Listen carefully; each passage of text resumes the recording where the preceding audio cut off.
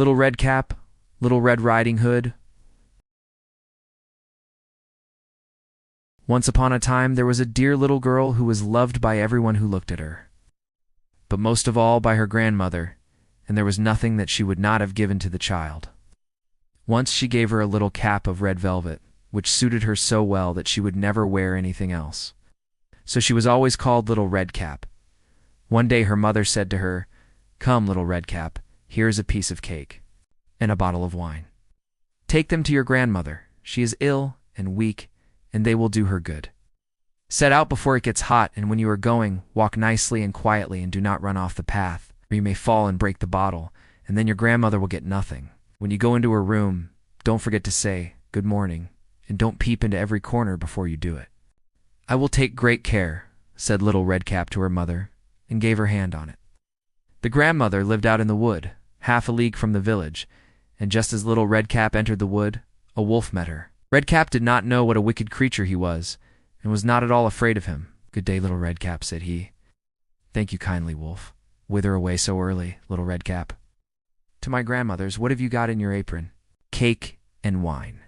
Yesterday was baking day, so poor sick grandmother is to have something good to make her stronger." "Where does your grandmother live, Little Red Cap?" "A good quarter of a league farther on in the wood. Her house stands under the 3 large oak trees. The nut trees are just below." "You surely must know it," replied Little Red Cap. The wolf thought to himself, "What a tender young creature, a nice plump mouthful. She will be better to eat than the old woman.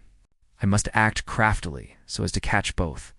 So he walked for a short time by the side of Little Red Cap. Then he said, "See, Little Red Cap, how pretty the flowers are about here. Why, do you not look round? I believe, too, that you do not hear how sweetly the little birds are singing. You walk gravely along as if you were going to school, while everything else out here in the wood is merry." Little Red Cap raised her eyes, and when she saw the sunbeams dancing here and there through the trees, and pretty flowers growing everywhere, she thought, "Suppose I take grandmother a fresh nosegay. That would please her too. It is so early in the day that I shall still get there in good time." And so she ran from the path into the wood to look for flowers. And whenever she had picked one, she fancied that she saw a still prettier one farther on, and ran after it, and so got deeper and deeper into the wood. Meanwhile the wolf ran straight to the grandmother's house and knocked at the door. "Who is there?" Little Red Cap replied the wolf. "She's bringing cake and wine." "Open the door." "Lift the latch," called out the grandmother. "I am too weak, and cannot get up." The wolf lifted the latch. The door sprang open. Without saying a word, he went straight to the grandmother's bed and devoured her. Then he put on her clothes, dressed himself in her cap, laid himself in bed, and drew the curtains. Little Red Cap, however, had been running about picking flowers, and when she had gathered so many that she could carry no more, she remembered her grandmother and set out on the way to her. She was surprised to find the cottage door standing open, and when she went into the room, she had such a strange feeling that she said to herself, "Oh dear, how uneasy I feel today, and at other times I like being with grandmother so much." She called out, "Good morning," but received no answer. So she went to the bed and drew back the curtains. There lay her grandmother with her cap pulled far over her face and looking very strange. "Oh, grandmother," she said, "what big ears you have! The better to hear you with, my child," was the reply. "But, grandmother, what big eyes you have," she said. "The better to see you with, my dear." "But, grandmother, what large hands you have. The better to hug you with."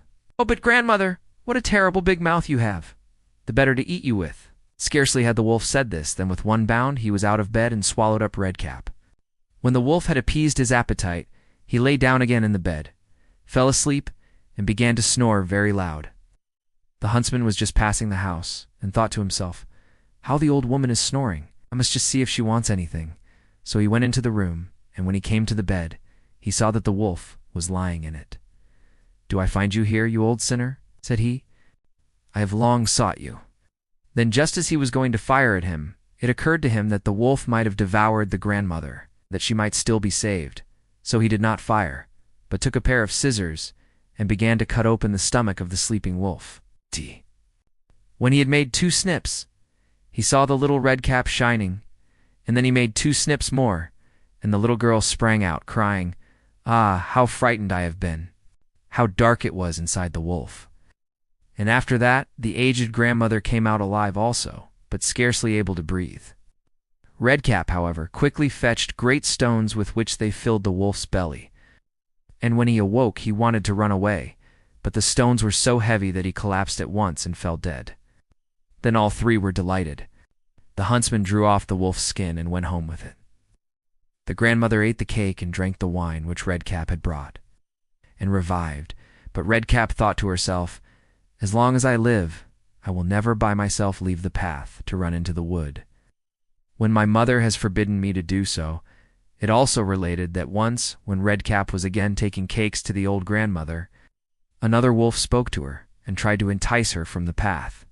Redcap, however, was on her guard and went straight forward on her way, and told her grandmother that she had met the wolf, and that he had said good morning to her, but with such a wicked look in his eyes that if they had not been on the public road, she was certain he would have eaten her up. "Well," said the grandmother, "we will shut the door, that he may not come in." Soon afterwards, the wolf knocked and cried, "Open the door, grandmother. I am little Redcap, and am bringing you some cakes." But they did not speak, or open the door, so the graybeard stole twice or thrice round the house, and at last jumped on the roof, intending to wait until Redcap went home in the evening, and then to steal after her and devour her in the darkness. Oh! But the grandmother saw what was in his thoughts. In front of the house was a great stone trough. So she said to the child, "Take the pail, Redcap. Made some sausages yesterday, so carry the water in which I boiled them to the trough." Redcap carried until the great trough was quite full. Then the smell of the sausages reached the wolf, and he sniffed and peeped down, and at last stretched out his neck so far that he could no longer keep his footing and began to slip, and slipped down from the roof straight into the great trough and was drowned. But Redcap went joyously home, and no one ever did anything to harm her again.